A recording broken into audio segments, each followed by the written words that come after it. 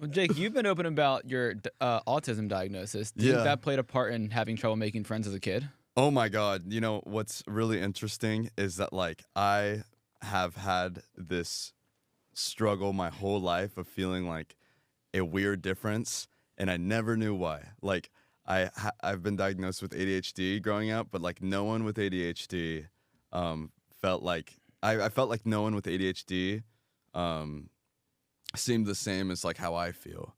And it was just like something that I just like knew there was something going on, and I never knew what it was. And sometimes like I just feel like mad at the world, mad at myself. And then one day I was like, I'm gonna figure this out, like figure out like what this is. And I just, go to therapist, go to psychologist, and I kind of was in I was kind of going back and forth with that for like 2 years, just trying to figure out why I feel like this. I've had like a lot of moments where people tell me it's in your head, and I was like, I don't feel like it is. And then I found this I went to a psychologist for the first time, and had like multiple meetings, like over a year, until they said that I'm autistic. But the first time I went, they're like, well, you don't dress like it, you don't have like anything with your speech, like, because I make eye contact, but it's hard. It was hard for me to get diagnosed, I'd say, because like my job is how I dress, and like looking at the camera in the eyes, so these are things that I learned, that the obvious signs are things that they can't look at. They have to get to know me, know my day-to-day life to like figure this out. Oh, it's interesting. So like the things that would be telling signs are things that you had to learn to do what you do now. Exactly. Like conversations and stuff. It's something I'm working on.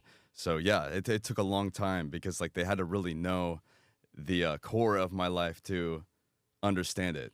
Yeah, that's why I had such a struggle with getting that figured out. Mm-hmm. But I'm glad I did, and I feel happier than ever. Like I'd say like I'm a generally pretty happy person.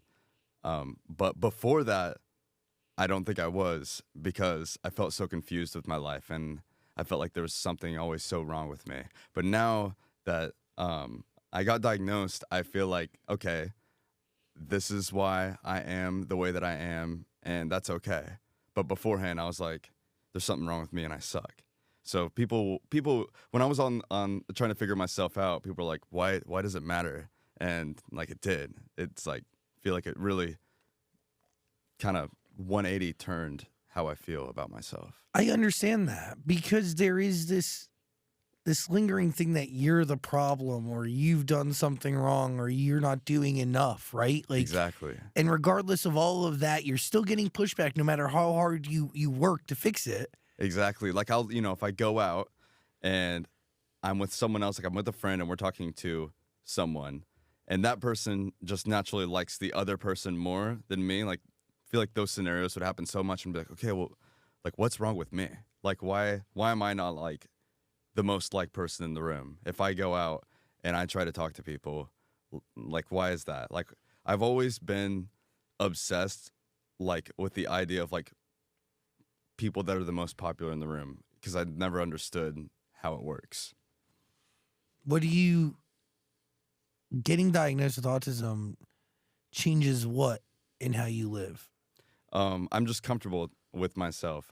When I go out or I do anything, like I know I am the way that I am, and I'm comfortable with that. And it's actually funny, because I'd say that's why I started social media, is because I felt like I was just so deprived of human interaction and friends. I get it. That I obsessed with getting it online, because that's somewhere where I didn't have to like struggle to figure it out.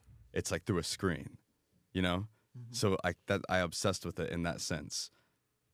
I understand that. Like I had no friends for many years. Nobody talked to me. I went from a really tiny school to a huge school, like 80 kids to 2,800 kids, and nobody talked to me for like a year, except for like my parents, literally.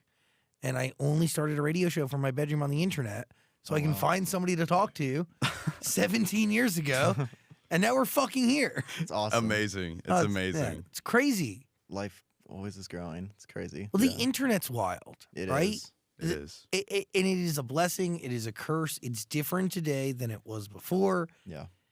But it gives so much. But it also, you can make the case very easily that it takes so much too. Yeah.